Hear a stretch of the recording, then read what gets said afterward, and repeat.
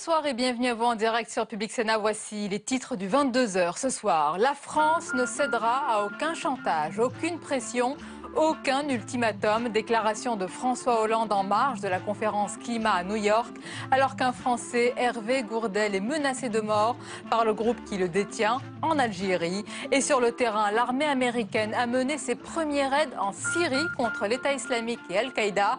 Les éléments dans ce journal. Qui est le meilleur rassembleur à droite? Les primaires doivent-elles être ouvertes au centre? La bataille pour l'UMP aura-t-elle une incidence sur les élections sénatoriales? L'ancien Premier ministre et candidat à la présidence du Sénat, Jean-Pierre Raffarin, répondra à toutes nos questions. Il est l'invité du 22h ce soir. Entre 200 et 300 pilotes d'Air France en uniforme s'étaient rassemblés en début d'après-midi près de l'Assemblée nationale pour protester contre le projet low cost d'Air France, un projet qui pourrait être désormais purement et simplement abandonné par la direction pour mettre fin à la crise. Les détails dans le tour de l'info tout à l'heure. Voilà pour le programme de votre 22h. Merci d'être en notre compagnie ce soir. Aucune discussion, aucune négociation. La France affiche sa fermeté face à l'ultimatum des ravisseurs d'Hervé Gourdel, enlevé en Algérie, toujours sous la menace d'une exécution si le gouvernement ne renonce pas à ses frappes en Irak. Et l'ultimatum expire ce soir. Les détails avec Mounir Soussi et Fabrice Cunet. L'inquiétude grandit à mesure que l'heure de l'ultimatum approche. Dans son village, les proches du randonneur kidnappé se mobilisent pour son retour, mais l'anxiété l'emporte sur l'espoir. Ce qui me fait peur, c'est donc qu'en 24 heures, aucune négociation ne peut se faire et je crains très très fort pour la vie d'Hervé. Laurent Fabius reconnaît que la situation est critique. Emmanuel Valls maintient un discours de fermeté vis-à-vis des ravisseurs, tout comme François Hollande ce soir depuis New York. Aussi grave que soit cette situation, nous ne céderons à aucun chantage, aucune pression, aucun ultimatum, fût-il le plus odieux, le plus abject. Enlevé en Algérie dans le massif montagneux de Djoudjoura, Hervé Gourdel est recherché par les forces militaires algériennes qui ratissent cette zone de la Kabylie à la recherche de ces kidnappeurs. Des activistes bien connus des forces de sécurité et qui viennent de faire allégeance à l'État islamique. Les soldats du califat est un groupe dissident d'Al-Qaïda au Maghreb islamique, mais qui vient de très loin dans la guerre civile algérienne. Son chef, Khaled Abou Sleiman, est un vétéran de la guerre civile. Il a fait partie d'abord des GIA, du groupe islamique armé, dans les années 90. Un groupe estimé à une centaine d'hommes, des geôliers qui font planer une attente macabre. Et ce soir, leur ultimatum est arrivé à son terme. Voilà, et sur le sort de l'otage Hervé Gourdel, on va écouter la réaction ce soir aux 20h de France 2 du ministre de la Défense, Jean-Yves Le Drian. J'avais à chaque fois qu'un de nos ressortissants a été capturé par un groupe terroriste, c'est arrivé plusieurs fois, je constate deux choses. D'abord, la solidarité du pays, on l'a vu tout de suite. Et puis aussi la détermination de l'État, quels que soient les gouvernements, pour agir. Nous le faisons avec discrétion et détermination. Et nous le faisons là, en particulier avec les autorités algériennes, que je voudrais saluer au passage parce que leur concours est tout à fait essentiel. Et nous sommes dans ce combat-là avec eux. Et en marge de l'Assemblée générale de l'ONU à New York, le président français François Hollande a rencontré son homologue iranien Hassan Rouhani. Les deux hommes ont notamment parlé bien sûr de la guerre menée contre l'État islamique en Irak et en Syrie. Et sur ce sujet, Barack Obama s'est exprimé aujourd'hui depuis la Maison-Blanche sur les premières frappes en Syrie. Le président américain a salué la force de la coalition et affirmé que les terroristes n'auraient plus de sanctuaire. Les détails avec Sophie Normand-Couturier. 2h30 du matin, heure française. Depuis la mer Rouge et le golfe Persique, les appareils de l'armée américaine bombardent le nord et l'est de la Syrie. Dans le viseur, des sites d'entraînement, des centres de commandement ou encore des bases et des véhicules armés. Les cibles ont été détruites ou endommagées. Environ 120 djihadistes auraient été tués. Barack Obama s'est félicité aujourd'hui d'une action menée avec les pays arabes alliés.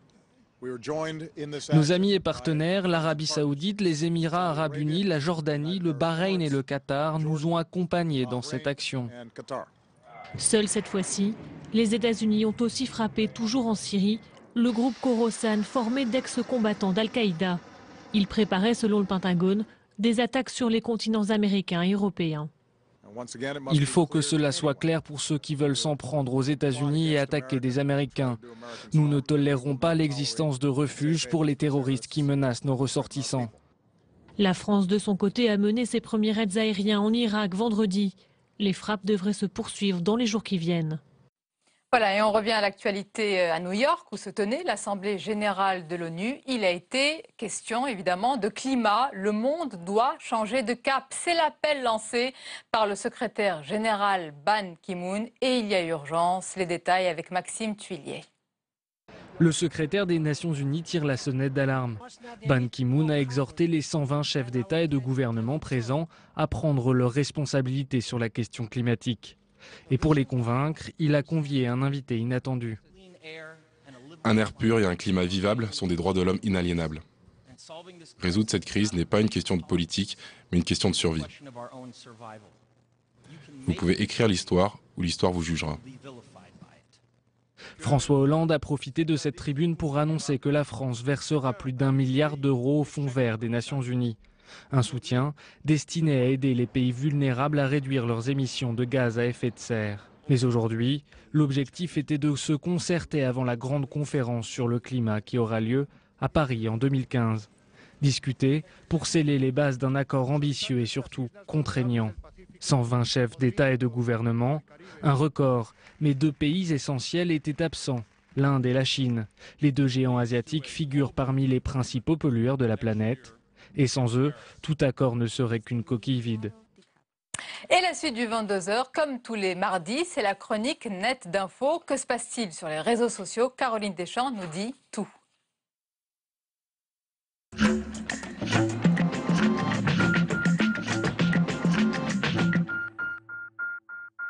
Tout ce qui se passe sur les réseaux. Bonsoir Caroline. Bonsoir Sonia. Alors je crois que c'est le gouvernement qui sort le grand jeu sur le web déjà. Et oui, il n'y a pas que Sarkozy qui mise sur Facebook et les réseaux sociaux. Le site du gouvernement fait peau neuve et sort une nouvelle version aujourd'hui. Une nouvelle version chapeautée par le SIG, vous savez, le service d'information au gouvernement. Et c'est Publicis Consultant qui a accompagné ce projet pour un montant total quand même de 309 000 €. Nous révèle France Info, c'est pas une bagatelle. Très aéré, il est quand même beaucoup mieux fait avec des grandes photos, mais notamment beaucoup de photos de Manuel Valls. Le site se présente sur la forme comme un site d'information ou un site média. L'accent est mis sur la pédagogie, et notamment évidemment sur les réformes en cours, mais surtout sur le partage sur les réseaux sociaux avec l'onglet « Partager et diffuser ». L'idée, c'est bien évidemment de viraliser les argumentaires.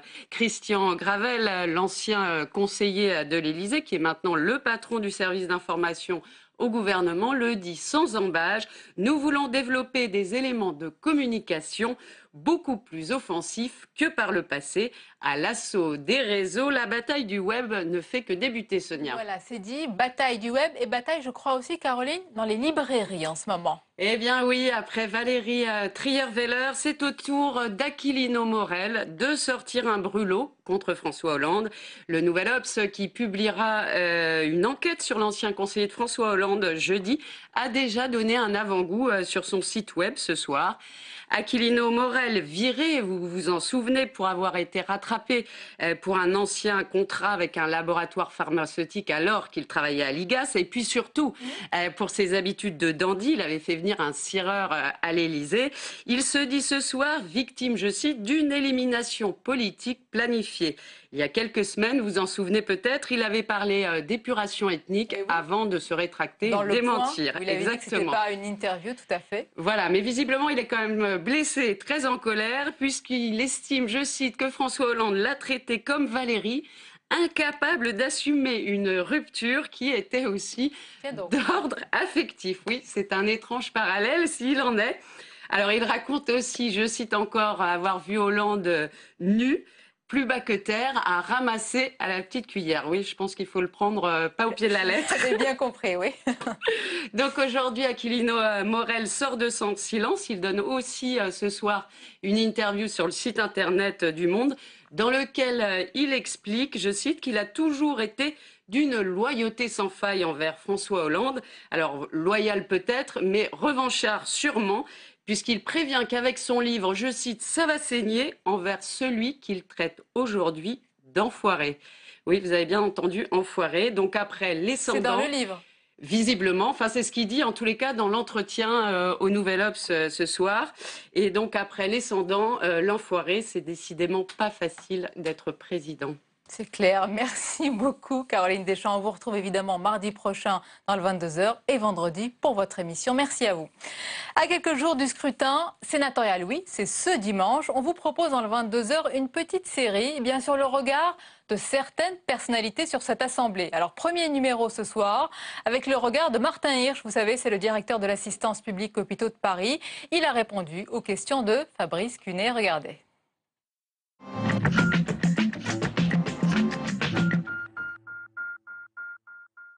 Moi, j'ai ces expériences de sujets de société. Je parle des crises alimentaires, je parle de la pauvreté, je parle de l'engagement, de sujets de société qui étaient un peu en périphérie du grand débat politique, noble, les grands sujets régaliens, économiques, etc.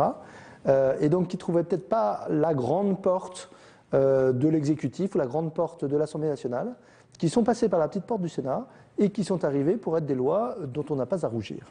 Au Sénat, il y a une manière de travailler qui est l'avantage du reproche qu'on lui fait.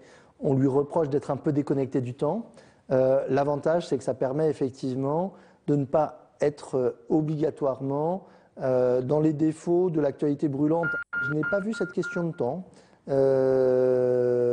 Non, le train de sénateur peut ressembler à un bon TGV. Je ne pense pas qu'il y ait moins de cumul parmi les députés qu'il y en a parmi les sénateurs. La question de savoir si le Sénat était davantage, j'allais dire, un cumul assumé, mais dans ce cas-là, avec un rôle probablement un peu différent d'être la symétrie exacte de l'Assemblée nationale. Comment ?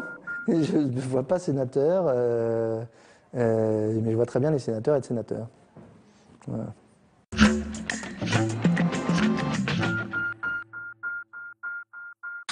Voilà, et on parlera notamment de la bataille au Sénat, mais aussi de la course de vitesse à droite et bien sûr de la guerre contre l'État islamique avec notre invité tout à l'heure, l'ancien Premier ministre Jean-Pierre Raffarin. Entretien enregistré juste avant ce journal. Mais d'abord, le tour de l'info. Il est signé ce soir Agathe Pécastin. Regardez. Le ministère de l'Intérieur a annoncé ce matin l'arrestation de 3 djihadistes présumés à Orly. Parmi eux, le beau-frère de Mohamed Merah. Autre son de cloche du côté de l'avocat de l'un des 3 hommes. Ils auraient passé la douane sans encombre et circuleraient libres sur le territoire français. 9 jours de grève pour Air France. C'est la plus longue crise dans l'histoire de la compagnie depuis 1998. Et le conflit entre la direction d'Air France et ses pilotes est toujours dans l'impasse. Cet après-midi, les pilotes ont manifesté devant l'Assemblée nationale pour tenter de convaincre une opinion publique de plus en plus défavorable. Aujourd'hui, le combat il est juste parce que nous défendons l'emploi. Les pilotes aujourd'hui ne sont pas en train de défendre des hausses de salaire ou des combats d'arrière-garde. Nous sommes sur le cœur de ce qui fait finalement une profession, c'est l'emploi et l'emploi français. La députée des Bouches-du-Rhône, Sylvie Andrieux, a été condamnée en appel à 4 ans de prison, dont 1 an ferme. Exclue du Parti socialiste dès sa condamnation en 2013, Sylvie Andrieux était jugée pour le versement de plus de 700 000 € à des associations entièrement fictives. Une affaire lourde de détournement de fonds publics. Elle devrait réaliser sa peine sous surveillance électronique. Son avocat a déjà exprimé sa volonté de se pourvoir en cassation. La PMA n'est pas un obstacle à l'adoption. C'est l'avis rendu par la Cour de cassation. Plusieurs tribunaux ont pourtant rejeté des demandes d'adoption après une procréation médicalement assistée réalisée à l'étranger. La plus haute instance juridique a quant à elle tranché favorablement et lève le voile sur un flou juridique. En effet, la loi sur le mariage pour tous n'aborde pas la question de la PMA. Cet avis consultatif clarifie le débat et va surtout aider les juges à trancher. le groupe TF1 annonce un plan social massif. 81 postes supprimés à TF1 et 58 pour LCI. Au total, 148 salariés sont concernés par ce plan.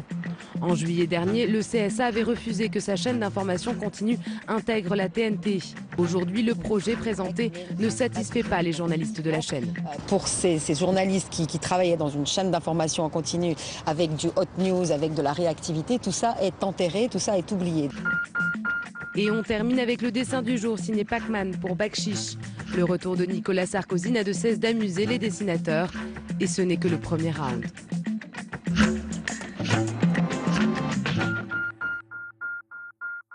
Et notre invité ce soir dans le 22h, il est ancien Premier ministre, candidat à la présidence du Sénat et coprésident par intérim de l'UMP encore quelque temps. Notre invité Jean-Pierre Raffarin, bonsoir. Bonsoir. Et bienvenue à vous. Alors on va évoquer de nombreux thèmes dans l'actualité. Les élections sénatoriales, c'est la dernière ligne droite cette semaine. La bataille et course de vitesse à droite et bien sûr la guerre contre Daesh. Pour mener l'interview avec moi, nos confrères, Laurent Geoffrin, bonsoir et bienvenue, bonsoir. Directeur du quotidien Libération, et l'éditorialiste à Ouest France, Michel Leroy, bonsoir. Bonsoir Sonia. Alors Jean-Pierre Raffarin, la France est visée directement par les terroristes de Daesh et leurs groupes affiliés, notamment en Algérie. Est-ce que nous sommes engagés dans une guerre multiforme et complexe ? Je pense que oui. Je pense qu'il faut d'ailleurs sur ce plan-là commencer par parler d'unité nationale. Nous sommes dans une situation extrêmement tendue et donc les autorités françaises doivent sentir qu'elles sont soutenues globalement par les forces politiques. Nous sommes en guerre contre le terrorisme, contre cet islamisme menaçant.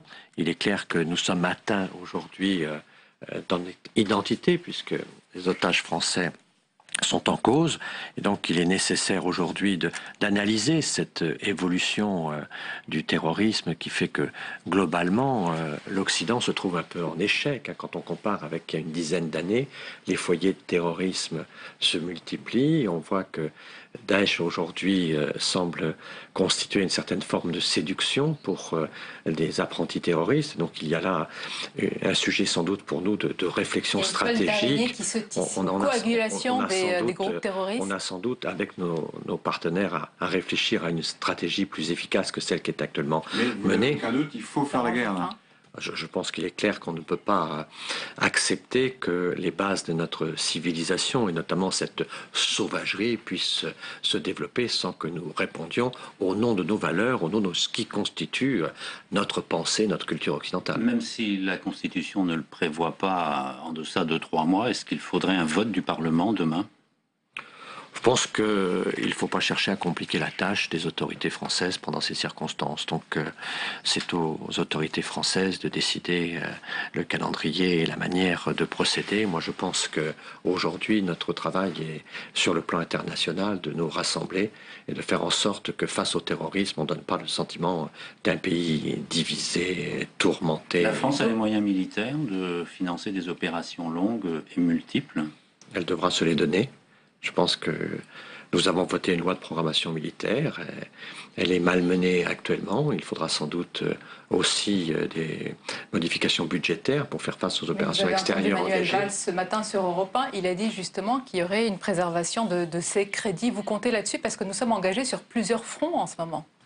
Je pense qu'il est nécessaire que nous ayons un soutien budgétaire à nos armées, c'est clair, mais je ne souhaite pas aujourd'hui développer des attitudes polémiques sur ce sujet pour pas que nos adversaires en profitent. J'ai noté, vous avez dit aujourd'hui, c'est-à-dire que le débat dans quelques jours, quelques semaines pourrait revenir sur la table et on pourrait se demander est-ce que la France n'est pas trop en première ligne aux côtés des Américains ? Bien sûr, notre démocratie devra avoir pas mal de débats. Moi, j'ai souvent parlé de la singularité dérangeante de la politique étrangère de la France, qui doit être une politique non alignée. Nous avons des choses à dire, mais je pense que dans une situation de conflit à ce degré de violence-là, exige de la part des responsabilités que l'exécutif ne soit pas tiraillé entre des exigences extérieures et des débats intérieurs. Et d'autant plus, Jean-Pierre Raffarin, que notre otage est menacé d'exécution et on sait que ces menaces, malheureusement, sont sérieuses. La France, a dit Manuel Valls, ne cédera rien. On l'écoute, c'était ce matin sur Europe 1. Aucune négociation et ne jamais céder le chantage, encore une fois. même si évidemment nous sommes très inquiets après l'authentification de cette vidéo et vu les menaces. Bien sûr, il faut faire preuve de sang-froid et de très grande détermination. La France ne peut pas avoir peur face à ceux qui la menacent ainsi. Consensus sur cette grande détermination. La France ne doit pas avoir peur. J'approuve les propos du Premier ministre.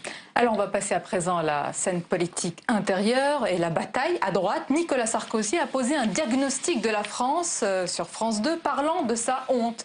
Sa honte pour la France qui est dirigée par François Hollande. On l'écoute et puis vous réagirez juste après. Ça me fait toujours un peu de peine. J'ai un peu honte pour vous dire la vérité.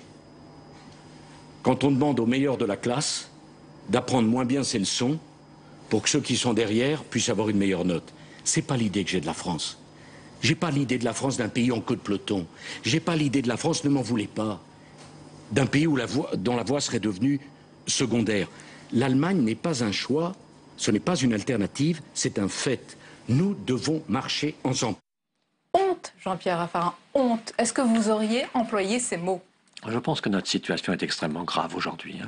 Je crois que le diagnostic de Nicolas Sarkozy est juste. La France, dit-il, est désespérée. Elle est désespérée parce qu'on a un exécutif socialiste qui échoue, qui est à un niveau de popularité tellement bas qu'il n'a jamais été atteint. Et puis, on a une droite et un centre qui ne portent pas vraiment l'espoir. Donc, les gens étant désespérés, il est clair qu'il faut aujourd'hui crédibiliser une perspective. Mais vous avez honte de votre pays à l'extérieur quand vous voyagez? Je pense qu'il y a des moments où les critiques qui sont faites à mon pays me touchent et m'affectent. Je pense qu'il y a un certain nombre de sujets sur lesquels nous sommes extrêmement critiqués à l'étranger. Aujourd'hui, il nous arrive d'être moqués par un certain nombre moqués par un certain nombre de pays. Et donc je pense que nous devons être conscients que l'image que nous donnons à l'extérieur, ce n'est pas forcément la faute du président de la République, ce n'est pas forcément la faute du gouvernement, mais il y a certaines polémiques, il y a certaines publications qui ne donnent pas de la France l'image d'une démocratie sereine et qui se consacre à l'essentiel. Vis-à-vis de Nicolas Sarkozy, on a l'impression que vous avez complètement tourné kazakh. Avant, vous étiez contre le sauveur, vous dites oui, il est trop impatient, il faut laisser une nouvelle génération émerger. Alors maintenant, on va dire, oui, est-ce qu'il est formidable, il crédibilise. Non, ça c'est un peu le raisonnement manichéen et médiatique. Je vous sais beaucoup plus subtil que ça. Mais on peut pas. Tout ce que j'ai dit, vous l'avez dit. On peut pas, exact. Mais je continue à être une personnalité indépendante. Mais je suis obligé de reconnaître. Non, j'ai pas changé complètement de discours. Je pense que notre pays aujourd'hui, vous savez, je suis en campagne sénatoriale, je circule de mairie en mairie, je vois beaucoup de gens. Et je vois vraiment la colère qui monte, je vois vraiment la grogne. Mais le désespoir, il est vis-à-vis de tout le monde. Il est vis-à-vis de la classe politique, il est vis-à-vis du Sénat, il est vis-à-vis de tout le monde. Donc nous sommes tous dans le même bain. Il est vis-à-vis des médias aussi. Ce mécontentement-là, et il est très parfait. Et donc il faut être très attentif à ça. Et on ne peut pas être satisfait de voir un pays dans cet état de démoralisation dans lequel il est. Et donc il faut un sursaut. Sarkozy participe à sa façon. On a l'impression que votre pente est forte, mais que la route est sinueuse, là, non? Non, pas du tout. Ah, une raffarina, ça fait du bien, oui. Mais je vois que... on les a notés, oui. Je vois que... On a des références. Quand on a des disciples, on ne peut que se réjouir. Mais au fond, il y est très important pour nous de redonner de la crédibilité à l'alternance, de redonner une perspective de refondation à la droite et au centre. Ce n'est pas encore le cas. Ça, c'est le projet de Nicolas Sarkozy. Je ne sais pas s'il réussira. Je ne sais pas s'il sera.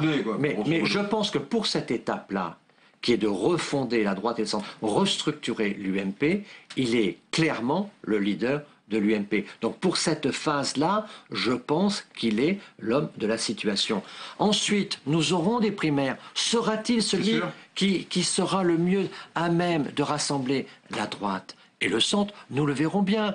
Alain Juppé a cette capacité, on le sait. Vous avez entendu sa mise en garde aujourd'hui, Alain Juppé. S'il n'y a pas ces primaires, ce sera un conflit dur. Mais je pense qu'il est hors de question qu'il n'y ait pas de primaires. Monsieur Raffarin, on a le souci de gagner la droite et le centre ensemble. Justement, la France a besoin de quoi? D'un homme providentiel ou d'une méthode providentielle? C'est-à-dire d'une capacité à faire partager le plus largement possible des réponses pour la situation du pays? Je ne crois pas à l'homme providentiel.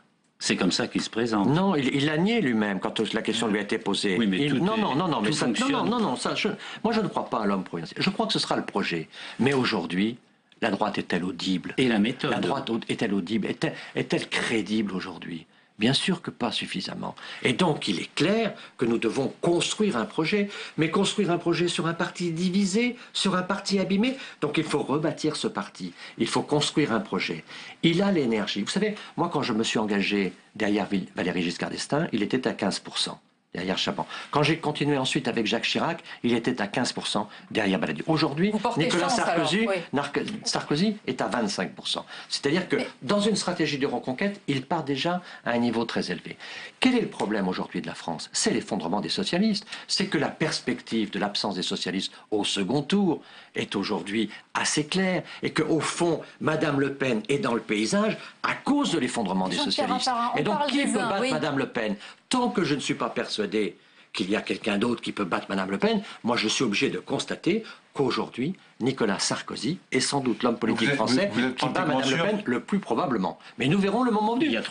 On aura des primaires. D'ici là, j'espère que nous aurons un Sénat, nous aurons une vie politique. On va en parler du Sénat, mais j'espère que nous aurons affirmé notre indépendance. Moi, je ne suis pas affilié à quiconque, mais je peux vous dire aujourd'hui que le diagnostic de Nicolas Sarkozy me paraît juste. Mais on parle depuis tout à l'heure des personnes. Mais dites-nous, vous, et puis François Fillon, Alain Juppé, Nicolas Sarkozy, qui parle aujourd'hui de la France des oubliés? Qui parle à la France périphérique? Qui parle à cette France rurale et périurbaine en rupture avec les élites? Est-ce que vous avez entendu Nicolas Sarkozy leur dire un mot pour créer le sursaut dont vous parlez? Je crois que vous avez raison de dire que l'émission à laquelle Nicolas Sarkozy a participé n'était pas une émission de projet présidentiel. Il s'est réservé sur ce sujet. Je sais, pour avoir assisté à certaines réunions, qu'il travaille sur un rapprochement franco-allemand, sur ce que peut être aujourd'hui une économie à la fois mondiale et régulée. Donc je sais qu'il travaille sur ces projets. Mais pour le moment, il s'agit de reconstruire une famille politique. Il ne s'agit pas de proposer le projet pour les Français. Laurent Geoffrin ? Est-ce qu'il faut aller, pour combattre Mme Le Pen, vers la droite ou vers le centre? Il faut rassembler la droite et le centre.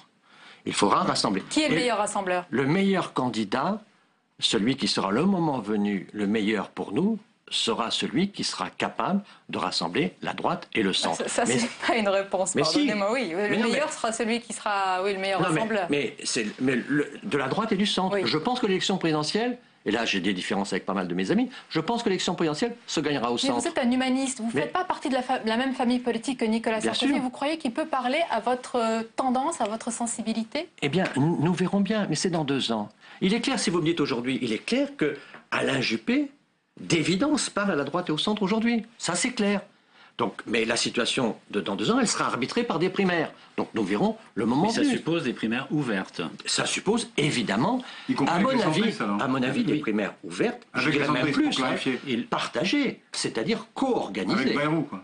Co-organisées, moi je pense que tous ceux qui voudront de la droite, du centre, participer à ces primaires, devront y être associés. Et je pense même que l'organisation devra être partagée, de manière à ce qu'elle soit crédible, puissante. Et à ce moment-là, nous verrons qui sera le mieux placé. Mais ce n'est pas sur la ligne de départ que je vais faire la course à l'arrivée. On regarde sur la ligne de départ. Aujourd'hui, on est sur une ligne de départ dans le parti. Nicolas Sarkozy a un diagnostic juste. Il faut crédibiliser l'alternance en refondant la famille de la droite et du centre. Ensuite, nous verrons et on verra lequel sera le mieux placé. Jean-Pierre Raffarin, vous accordez beaucoup de crédit à la parole de la chancelière Merkel.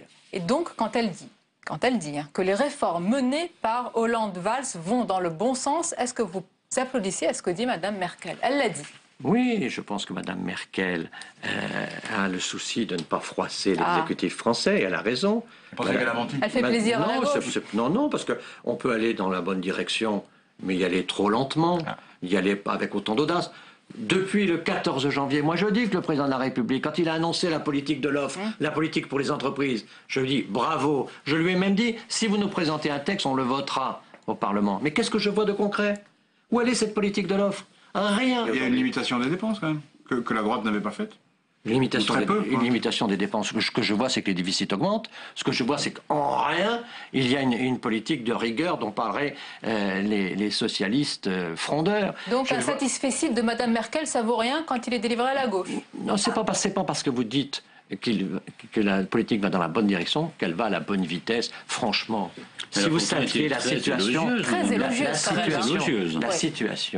franchement, de la France aujourd'hui, si vous ne mesurez pas la situation, par exemple, de l'agriculture, avec aussi bien le prix du lait que le prix des céréales, avec l'artisanat, quand vous regardez les bâtiments et les travaux publics, avec les systèmes des PME, avec le nombre de fermetures d'usines, si vous ne mesurez pas que cette économie de proximité que nous connaissons bien dans nos départements est en train de s'effondrer, ça veut dire que Paris n'y voit pas clair. Donc la situation est inflammable. Depuis 40 ans que je fais de la politique, je n'ai jamais vu une situation aussi difficile sur le plan de l'économie de proximité. Je parle agriculture, artisanat, PME. Quand vous faites la somme de tout cela, c'est une détérioration que nous n'avons pas encore vue depuis un certain nombre d'années. La situation est donc inflammable. Bien sûr, elle est explosive. Mais bien sûr. Il y a une colère dans le pays, mais je pense qu'un événement pourra créer cette colère. Aujourd'hui, on est passé de la grogne à la colère. Je vous assure qu'il y a dans le pays. Aujourd'hui, moi je n'ai pas été surpris par ce qui s'est passé à Morlaix. Il faut bien mesurer qu'il y a un potentiel de révolte dans la société. Il y a tous ceux qui sont déçus par les socialistes. C'est même pas Valls et Hollande qui ont fait baisser le prix du chou-fleur. Non mais je ne dis pas que Valls et Hollande sont responsables de tout. Ce que je dis peut-être, c'est qu'ils ne sont pas conscients des difficultés. Car depuis le début, ils sous-estiment la crise. Depuis le début, ils semblent faire confiance à l'alternance des cycles et donc à être des spectateurs de ce qui serait une économie mondiale. Mais moi, je peux vous dire aujourd'hui que quand vous coupez les crédits, comme ils l'ont coupé les crédits, aux collectivités... Vous dites qu'il faut faire des économies ? Mais oui, mais il faut savoir où on les fait. Moi, parlons concrètement et parlons précisément. Allez, puis on coupez les communes de 11 milliards. Vous coupez 70% de l'investissement public. C'est-à-dire qu'aujourd'hui, on est dans la situation où les communes ne vont plus investir, c'est-à-dire que l'effondrement de l'économie de proximité va se prolonger. Alors comment faire les économies ? Par exemple, il faut dépenser plus, vous le dites. Vous avez sur... Non, je vous dis, il faut dépenser autrement. Moi, je vous fais des économies. Un exemple, puis on passe au Sénat. Sur la formation professionnelle, sur la formation professionnelle, sur les aides aujourd'hui, qui sont les aides liées au travail, il y a facilement les 11 milliards à récupérer. Et il vaudrait mieux que ces 11 milliards soient aujourd'hui dans l'investissement public, plutôt que d'être aujourd'hui dans un certain nombre de financements qui ne sont pas pertinents en matière de formation professionnelle. Il y a un rapport au Sénat sur la formation professionnelle et si on veut faire des économies, on sait très bien où on peut le faire. Justement, vous êtes en campagne sénatoriale, c'est la dernière ligne droite. Non, ça ne m'a pas échappé, ni à ceux que vous rencontrez sur le terrain qui doivent vous parler de ces difficultés. Mais est-ce qu'il y a un intérêt pour cette élection, franchement ? Dans le corps électoral qui est celui qui est mobilisé, c'est-à-dire les collectivités territoriales, il y a un fort intérêt. Quand on va dans les mairies, les grands électeurs sont là, ils se sont rendus disponibles, ils ont souvent abandonné leur travail et se sont arrangés pour être présents. Donc il y a une mobilisation. Mais il est clair que le sénateur n'est pas l'élu de l'électeur comme le député, il est l'élu des collectivités territoriales, élu au second degré, et donc c'est un public plus restreint, mais ça donne à cette assemblée un caractère différent, un peu plus sage. Jean-Pierre Raffarin, ça ne vous a pas échappé. Oui. Michel Urvoas, vous avez parlé d'image du Sénat. Ouest France a publié dimanche une enquête IFOP dans laquelle... J'ai même lu votre article. Merci. Bravo. De laquelle il ressort qu'un Français sur deux considère que le Sénat ne joue pas un rôle important dans la politique nationale. Et j'ajoute, parce que c'est peut-être plus important, que sur un certain nombre de critères qui sont la représentativité, la modernité, l'équilibre des pouvoirs, il y a une régression très forte de l'image de cette institution. Votre réaction ? Je pense que ce sondage est tout à fait exact, qu'il y a un recul lent, progressif du Sénat, de son autorité, de son influence. Je pense que le Sénat aujourd'hui est menacé dans sa crédibilité et les sénateurs parfois dans leur respectabilité. Menacé de disparition ? Donc, je pense qu'il y a une remise en cause qui peut aller jusqu'à la disparition. Je pense qu'il y a vraiment des menaces claires. Pourquoi ? Parce que d'abord, le Sénat, depuis déjà plusieurs années, décline progressivement en termes d'influence. Pourquoi ? Parce que dans la Ve République, avec le quinquennat, on a voulu faire du Sénat une sorte d'outil de l'exécutif. Et donc, M. Sarkozy, comme M. Hollande, avait le souci qu'au fond, le Sénat obéisse aux orientations gouvernementales. Le Sénat est fort quand il est libre et indépendant. Et alors, qu'est-ce qu'il faut en faire en termes politiques et en termes de réforme de l'institution ? Je vais vous répondre. Mais premièrement, c'est quelque chose qui est un déclin progressif, qui s'est accéléré par les socialistes, qui ont constitué une majorité pour prendre le pouvoir au Sénat, mais pas pour partager un projet. C'est-à-dire qu'on voit un Sénat de gauche qui ne vote pas le budget de gauche. C'est-à-dire que quand les communistes votent, les Verts ne votent pas, ou les radicaux ne votent pas. Non, mais quand vous pensez que le Sénat renvoie des copies blanches à l'Assemblée nationale parce que radicaux de gauche, communistes, Verts et socialistes ne sont pas capables entre eux de constituer un projet. Et le sursaut, c'est donc il faut d'abord un changement de majorité. Oui. D'abord, il faut un changement de majorité. Ensuite, il est probable. Ensuite, il faut une stratégie 100% neuve qui n'a pas été essayée jusqu'à maintenant. C'est une stratégie fondée sur deux pôles, la résistance et l'alternance. Résistance à qui? Résistance à l'exécutif. Il faut vous serez une place forte alors. Absolument. Clairement, dire résistance républicaine.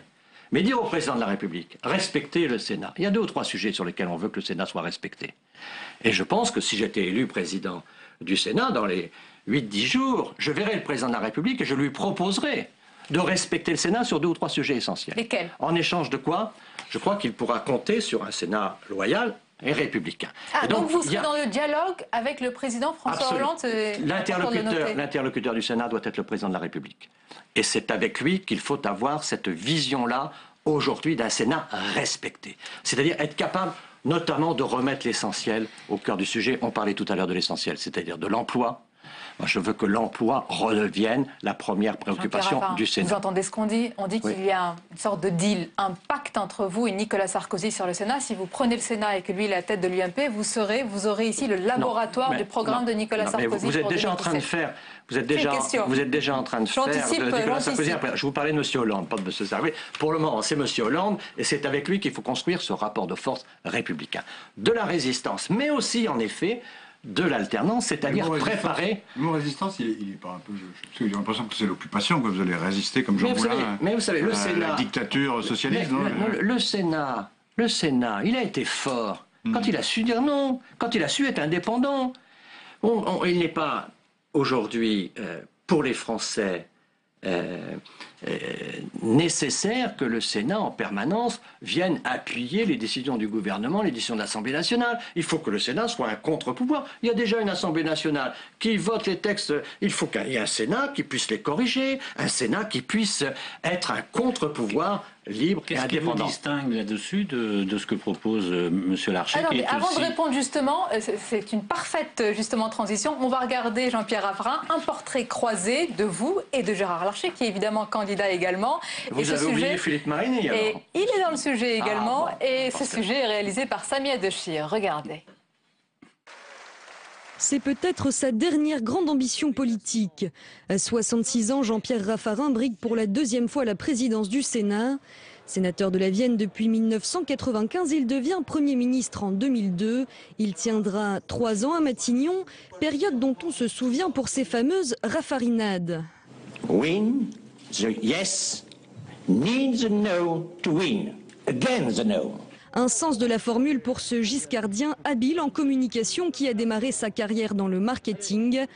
Pour Marc Laffineur, ami proche qui partage avec lui le goût de la randonnée, son arme principale, c'est le rire. C'est toujours très agréable d'être avec lui parce qu'il a beaucoup d'humour, parce qu'il arrive à rire de lui-même aussi, ce qui est évidemment important parce que c'est assez rare en politique, mais c'est évidemment un de ses grands traits de caractère. Comme en 2008, c'est Gérard Larcher qu'il devra affronter pour la bataille du plateau. Pour connaître un peu mieux le sénateur des Yvelines, il faut aller à Rambouillet, dont il a pris la mairie en 1983. Dans cette ville où il a laissé son empreinte gaulliste, celui qui fut son premier adjoint le décrit comme un homme simple. Il aime la France rurale, il aime la vie, il aime la chasse, il aime ses amis, il aime sa famille, il aime la table, il aime rire. Vétérinaire de profession, il est réputé pour être un homme qui prend le temps d'écouter tout le monde et n'aime froisser personne. Je pense que la manière dont il se met en situation de traiter les choses qui sont douloureuses à traiter fait que de temps en temps, en cas de conflit dur, eh bien, ma foi, il peut rechigner en quelque sorte à prendre des décisions rapides et sèches. Président du Sénat de 2008 à 2011, il rêve de montrer que son départ du perchoir n'était qu'un accident. Face à ses deux favoris, un troisième homme, Philippe Marigny. Déjà candidat en 2008, l'influent sénateur de l'Oise, longtemps rapporteur du budget, est entre-temps devenu président de la commission des finances. Un homme de réseau dont la voix pèsera dans la bataille. Deux favoris, un troisième homme, une seule place pour le plateau. Quelle différence entre vous et Gérard Larcher ? Gérard Larcher a déjà assumé la responsabilité du Sénat. C'est une personnalité estimable. Il est candidat du passé alors ? Il a déjà assumé une responsabilité. Il est candidat du passé, alors ? Non, vous cherchez une différence. Il a assumé, il a fait son travail. Nous avons perdu cette élection ensuite. Je n'ai jamais assumé cette responsabilité. Je suis porteur d'un projet.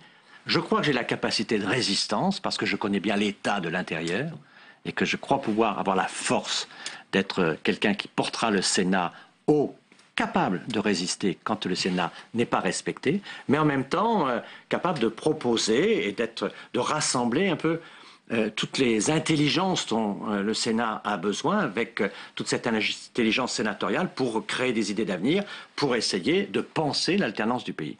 Donc je suis dans une stratégie qui est 100% nouvelle. Mardi dernier, exactement à votre place, je recevais Gérard Larcher, je l'ai fait réagir à cette phrase. Vous avez dit qu'il a déjà eu l'expérience de la présidence et écoutez ce qu'il a répondu. Oui, j'ai vu qu'il cherchait le renouveau dans un président du Sénat que j'ai servi qui s'appelait René Monory. Je crois qu'on ne va pas jouer à cela. Les sénateurs décideront. Ils le feront sereinement. Moi, j'ai tout simplement le désir d'être 100% Sénat. C'est-à-dire que lui ne l'est pas. C'est-à-dire d'être moi. Je vous parle de moi, je ne parle pas de Jean-Pierre Raffarin. En creux. 100% Sénat. Un Sénat autonome qui retrouve ses couleurs, sa force et qui soit, tout en appartenant par ses groupes à des formations politiques, indépendant des formations politiques.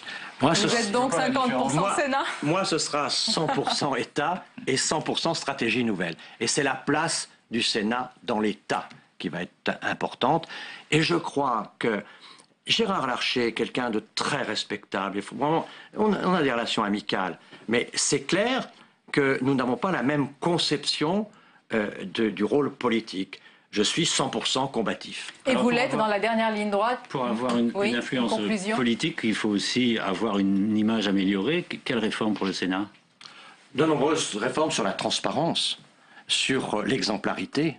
Ils ne sont pas exemplaires, les sénateurs ? Je pense qu'il y a des progrès à faire dans la perception que l'opinion publique a du Sénat. Je pense qu'on doit mieux connaître la vie intérieure du Sénat. Je pense que nous avons un certain nombre d'efforts à faire pour que cette Assemblée soit porteuse de la respectabilité des parlementaires. Aujourd'hui, il faut redonner cette respectabilité que les parlementaires méritent. Les sénateurs sont des gens qui ont droit à cette respectabilité. Pour cela, le Sénat doit être transparent, doit les soutenir dans leur action. Résistance à l'exécutif, exemplarité des sénateurs, c'est votre programme. La bataille bat son plein. On était ravis de vous accueillir. Merci Jean-Pierre Raffarin. Crédibilité, respectabilité. Vous avez tout compris. Merci Laurent Geoffrin et Michel Orvois. Et merci surtout à vous de nous avoir suivis. Merci de votre fidélité. On arrive à la fin de ce journal. Belle et de soumis à vous. À demain, avec plaisir toujours.